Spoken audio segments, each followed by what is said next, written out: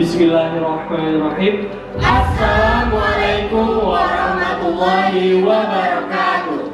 Kami, pengurus inti OSIS SMA Negeri 190, masa bakti 2019-2020.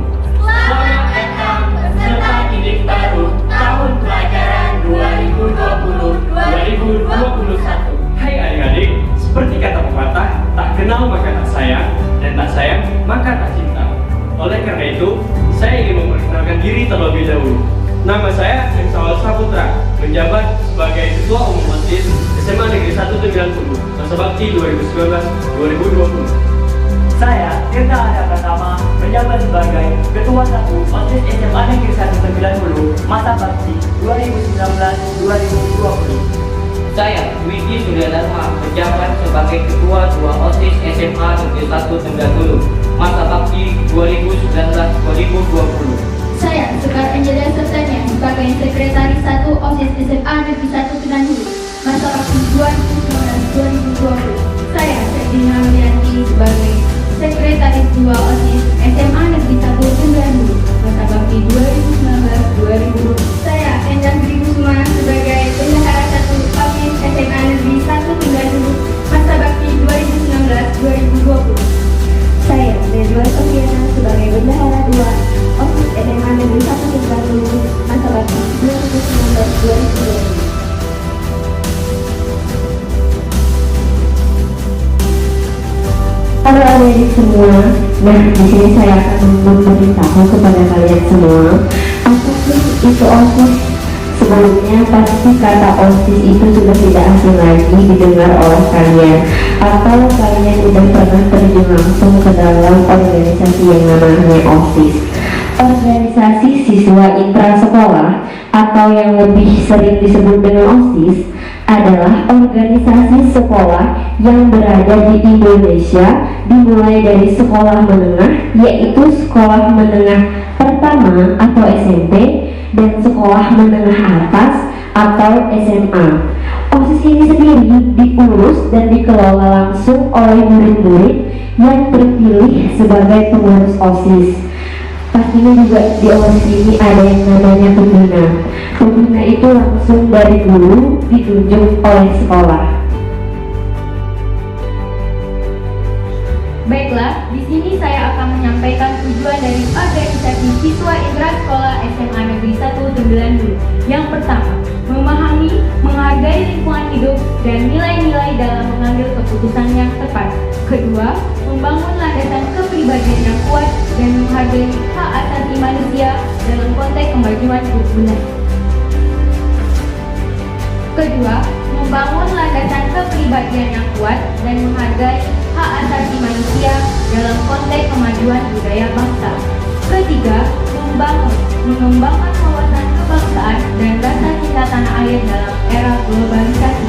Keempat, memperdalam sikap sportif, jujur, disiplin, bertanggung jawab, dan kerjasama secara mandiri, berpikir logis dan demokratis. Kelima, meningkatkan pengetahuan dan keterampilan serta menghargai karya artistik, budaya, dan intelektual. Dan terakhir, meningkatkan kesehatan jasmani dan rohani, memantapkan kehidupan bermasyarakat, berbangsa, dan bernegara. Baik, selanjutnya saya akan menjelaskan tentang fungsi organisasi siswa intrasekolah. Seperti kita ketahui, setiap organisasi pastinya memiliki fungsinya yang berbeda. Fungsinya tidak akan lebih memiliki fungsinya itu sendiri. OSIS itu yang pertama berfungsi sebagai wadah. OSIS berperan untuk menampung seluruh kegiatan siswa yang berada di dalam sekolah. Yang kedua, sebagai motivator. OSIS berperan untuk mendorong agar setiap siswa menggali minat dan bakat serta mengembangkannya kembali. Yang terakhir, sebagai fungsi preventif. OSIS berperan untuk mencegah terjadinya penyimpangan ataupun masalah yang terjadi pada siswa, baik dari dalam sekolah maupun di luar sekolah.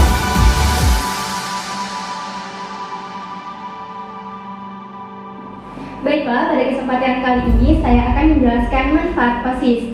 Nah, sebelumnya pasti setiap sekolah memiliki organisasi siswa intrasekolah. atau yang biasa kita kenal dengan OSIS. Nah, selain sebagai organisasi, OSIS juga memiliki manfaat baik bagi para pengurusnya, siswanya, ataupun sekolah. Nah, yang pertama adalah menjadi wadah kegiatan yang positif. Nah, di dalam OSIS, kalian para siswa memiliki wadah untuk kegiatan yang positif. Dengan itu, kalian akan terhindar dari kegiatan negatif di luar sana. Yang kedua, mengadakan berbagai kegiatan yang seru. Selain seru, pastinya juga bermanfaat bagi diri kalian sendiri. Yang ketiga, menjadi sarana komunikasi antar siswa. OSIS juga bisa menjadi wadah atau jembatan untuk aspirasi para siswanya. Yang keempat, mengembangkan berbagai keterampilan. Selain pelajaran, kalian juga bisa mengembangkan keterampilan kalian, baik seni, olahraga, ataupun yang lainnya. Yang kelima, melatih kemampuan berorganisasi. Nah, di dalam OSIS, kalian bisa dilatih berorganisasinya untuk bekerja sama dalam tim. Nah, kegiatan berorganisasi ini dibutuhkan untuk kalian di masa depan. Yang keenam, melatih tanggung jawab para siswa. Di dalam OSIS, kalian akan mendapatkan jabatan-jabatan. Nah, disitulah kalian akan dilatih tanggung jawabnya untuk menjalankan kewajiban kalian masing-masing. Yang ketujuh, wadah untuk berkumpul para siswa. Di OSIS, kalian bisa berkumpul antara kelas-kelas dan tingkatannya.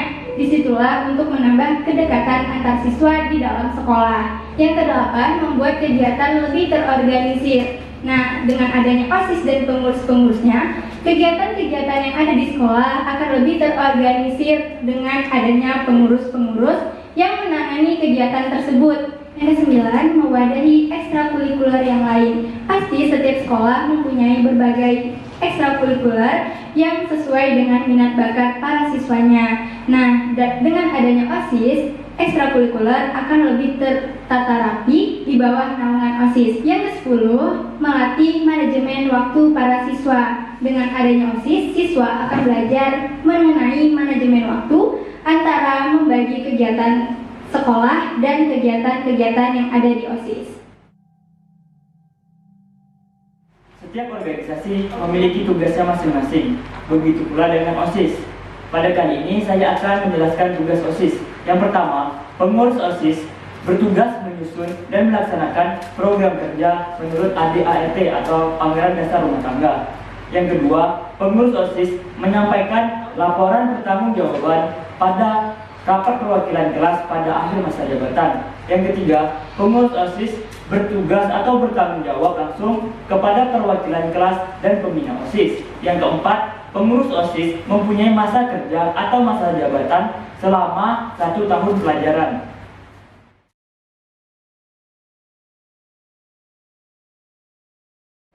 Baiklah, di sini saya akan menjelaskan tentang tugas-tugas dari pengurus OSIS, baik dari inti maupun komisi-komisi yang ada di OSIS.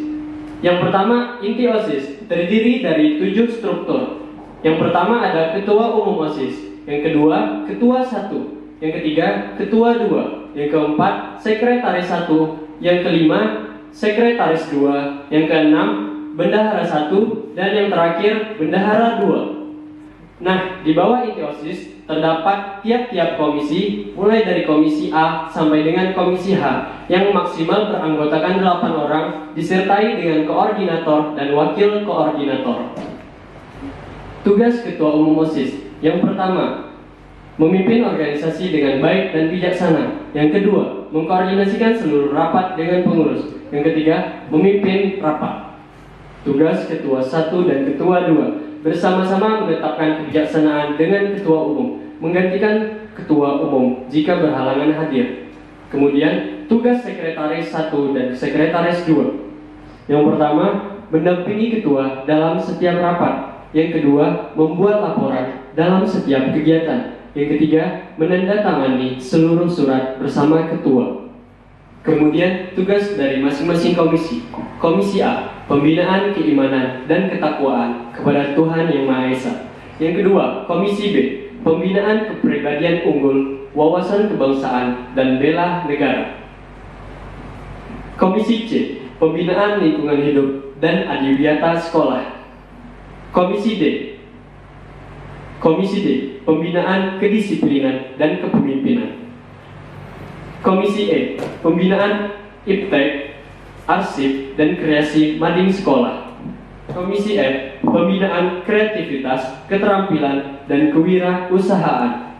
Komisi G, pembinaan kesehatan, kebugaran, dan kesegaran jasmani. Komisi H, pembinaan persepsi, apresiasi, dan kreasi seni. Baiklah, itulah tugas-tugas dari pengurus OSIS baik dari IPI maupun masing-masing komisi.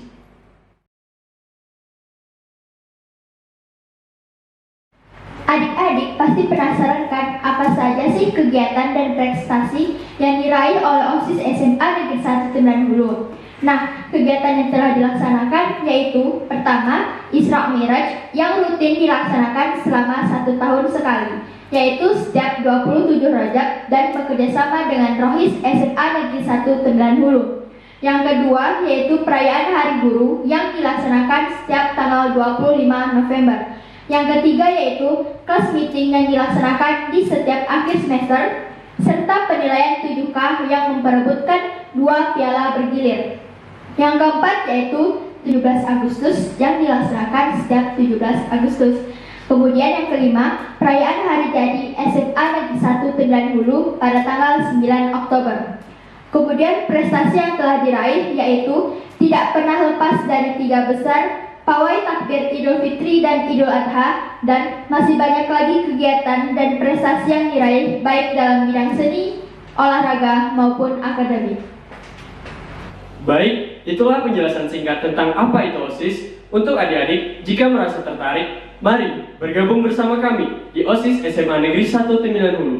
Untuk info lebih lanjut, silakan kunjungi akun Instagram di bawah ini. Seman Sahul, tiada